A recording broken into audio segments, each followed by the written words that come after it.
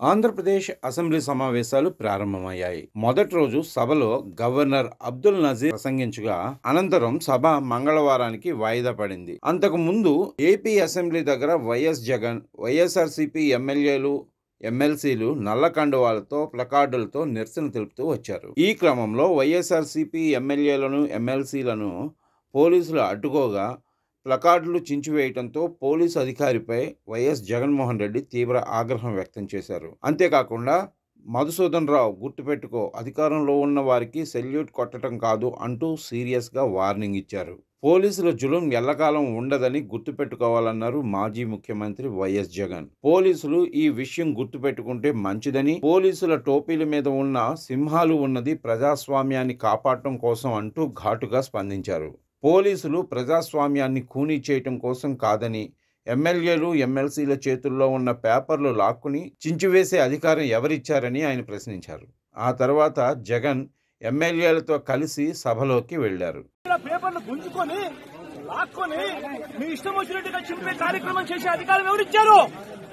మధుసూదన్ రావు గుర్తుపెట్టుకో, ఎల్లకాలం ఇలా మాదిరిగా ఉండదు. ప్రజాస్వామ్యంలో ఉన్నాం మనం. మీ టోపీ మీద ఉన్న సింహాలకు అర్థం ఏమిటో తెలుసా? అధికారంలో ఉన్న వాళ్లకు సెల్యూట్ కొట్టడం కాదు, ప్రజాస్వామ్యాన్ని కాపాడడం కోసం మీరున్నారు. గుర్తుపెట్టుకోండి.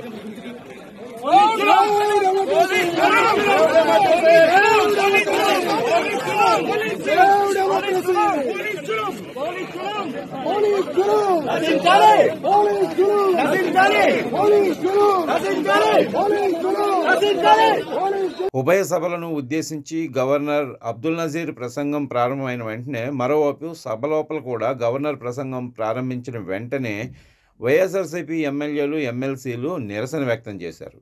వైఎస్ఆర్సీపీ ఎమ్మెల్యేలు, ఎమ్మెల్సీల నినాదాల మధ్య గవర్నర్ ప్రసంగాన్ని అలాగే కొనసాగించారు. రాష్ట్రంలో హత్యా రాజకీయాలు నశించాలి, save democracy, we want justice అంటూ ఆ పార్టీ వాళ్ళు సభలో నిరసనలు, నినాదాలు చేశారు. అనంతరం సభ నుంచి వాకౌట్ చేసి వెళ్లిపోయారు. మరోవైపు ఈసారి అసెంబ్లీ సమావేశాలు ఎన్ని రోజులు నిర్వహించాలి, ఏ అంశాలపై చర్చించాలన్న దానిపై బీఏసీలో చర్చించారు. ప్రాథమిక సమాచారం ప్రకారం ఈ నెల 26వ తేదీ వరకు 5 రోజుల పాటు సమావేశాలు నిర్వహించే అవకాశం ఉందంటున్నారు. ఇటు గవర్నర్ ప్రసంగంపై మంగళవారం చర్చ జరగనుంది. అలాగే ల్యాండ్ టైటిలింగ్ యాక్టును రద్దు చేస్తూ ఉపసంహరణ బిల్లును ప్రభుత్వం మంగళవారం రోజే సభలో ప్రవేశపెట్టనుంది. ఇటు గత ప్రభుత్వ హయాంలో రాష్ట్రంలో శాంతి భద్రతలు, ఎక్సైజ్ విధానం, రాష్ట్ర అప్పులు, ఆర్థిక స్థితికి సంబంధించి శ్వేతపత్రాలను విడుదల చేయనున్నారు.